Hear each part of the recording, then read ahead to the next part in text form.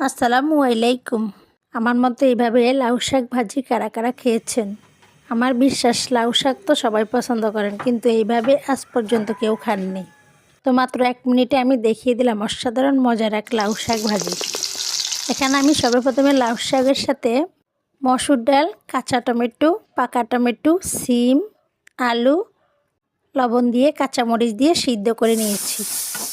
এরপর একটি কড়াইতে তেল দিয়ে তাতে পেঁয়াজ কুচি দিয়ে দিলাম। এর সাথে অল্প একটু হলুদের গুঁড়ো দিয়ে নাড়াচাড়া করে নিলাম।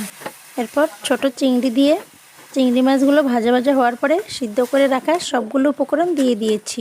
বিশ্বাস করবেন না, আমার দেখানো এই পদ্ধতিতে একবার লাউ শাক ভাজি করে খেয়ে দেখবেন, অমৃত। এরপর নামানোর আগে একটু বোম্বা মরিচ কুচি করে দিয়েছি অসাধারণ ঘ্রাণ হওয়ার জন্য।